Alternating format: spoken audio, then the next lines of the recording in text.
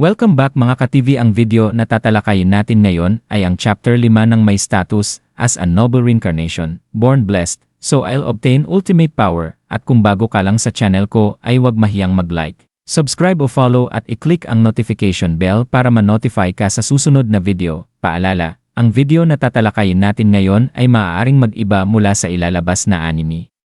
Hindi ko inaangkin ang mga drawing o anumang materyales na ipapakita. Ang layunin ko ay magpakita ng suporta at magbigay ng impormasyon tungkol dito. Ang lahat ng kredito ay nananatili sa mga orihinal na may-ari. Maraming salamat. Matapos palayain ni Nawa ang kaluluwang nakapaloob sa mahiwagang aklat. Isang nakakatakot at puno ng puot na espiritu ang biglang nagpakita, ang mapaghiganting anyo ng isang maalamat na salamangkero ng hangin na minsang yumanig sa buong lupain. Agad na nakilala ni Oscar ang panganib at desperadong pinasigawan si Noah na tumakas, sapagkat ang ganitong nilalang ay lampas sa kayang harapin ng karaniwang tao. Ngunit hindi umatras o natakot si Noah. Sa halip, mahinahon niyang inihanda ang kanyang pinakahuling atake. Subalit sa huling sandali ay napagtanto niyang ang direktang pagtama rito ay magdudulot ng napakalakas na pagsabog na maaaring lumikha ng napakalaking bunganga sa lupa at magwasak sa bayan.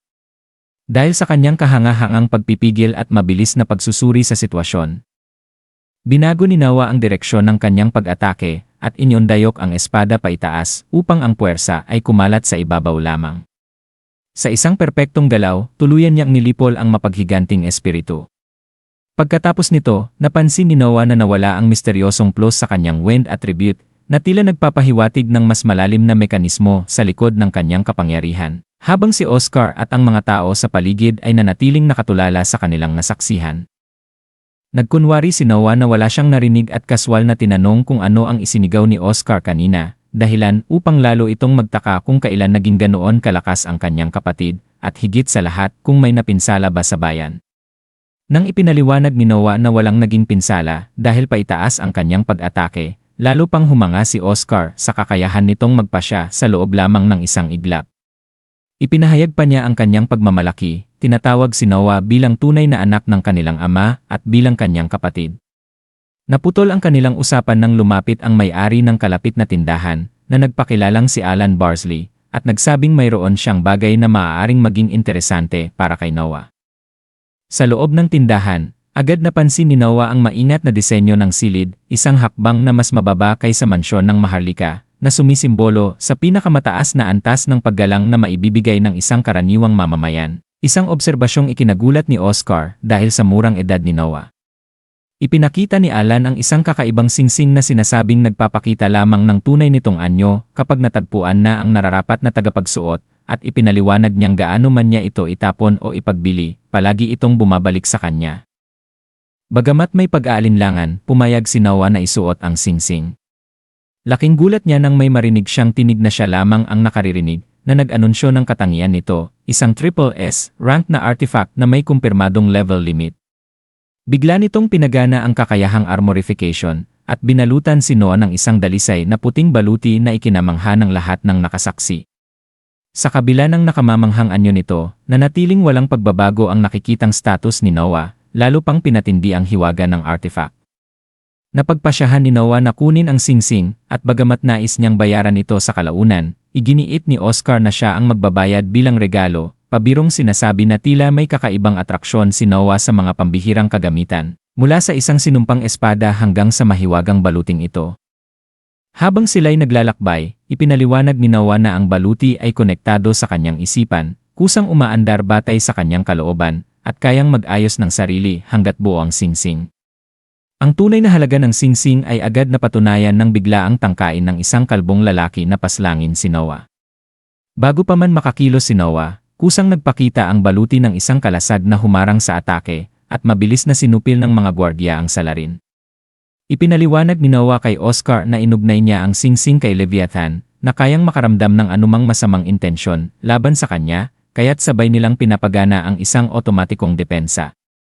Hindi napigilan ni Oscar na ngumiti sa labis na paghanga. Namamangha sa bilis ng pagkatuto at pag-angkin ni Noah sa kapangyarihan ng artifact. Kinabukasan, nagtungo si Noah sa isang bar kung saan kumakanta si Alice, at tahimik na pinagmasdan ang kanyang patuloy na pag-unlad. Nang magsimulang manggulo ang ilang lasing na customer at guluhin si Alice, agad na namagitan si Noah. Hinaharangan ang kanilang mga suntok gamit ang kanyang kalasag bago sila pahiyain sa isang mabilis na galaw na nagpunit sa kanilang mga kasuotan, dahilan upang sila'y tumakas sa kahihiyan. Humingi ng paumanhin ang mga tauhan ng bar, ngunit inamin nilang ang mga ganitong customer ang bumubuhay sa kanilang negosyo. Bilang tugon, agarang binili ni Noah ang buong establishmento, at tiniyak na si Alice ay makapagtutuon lamang sa kanyang pagkanta. Sinabi niya na ang tanging hinihingi niyang kapalit ay ang marinig ang kanyang mga awit.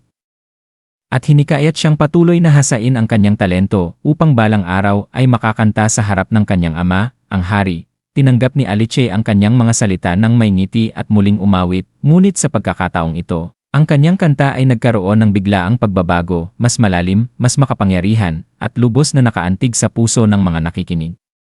Ramdam ni Noah na ito'y hindi lamang bunga ng pagsasanay, kundi tila isang uri ng ebolusyon.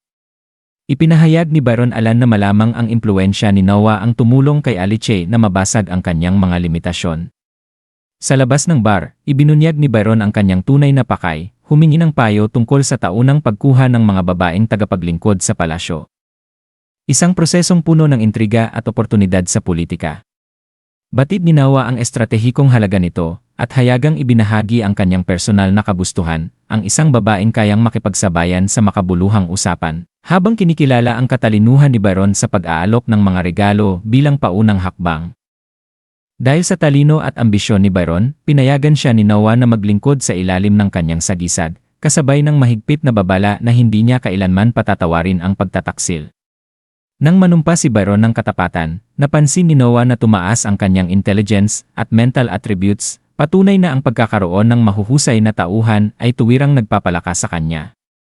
Gayunpaman, agad ding napalitan ng pangamba ang kanyang kasiyahan nang mapansin niyang nawawala ang isa sa mga ranggong S sa kanyang water attribute. Mabilis niyang naunawaan ang kahulugan nito, ang kanyang kapangyarihan sa Armelia ay nakatali sa kanyang mga nasasakupan at teritoryo, at ang pagbabagong ito ay nangangahulugang may naganap na matinding sakuna roon. Isang trahedyang sapat upang maagaw ang kanyang kontrol. Sa ganitong mabigat na realisasyon, nagwakas ang pangyayari, hudyat ng paparating na krisis na kahit ang patuloy na paglakas ni Noah ay maaaring hindi sapat upang pigilan, at dito nagtatapos ang Kabanata 5 ng Noble Reincarnation. Gusto niyo ba ng Chapter 6? Mag-comment na sa baba at maraming salamat.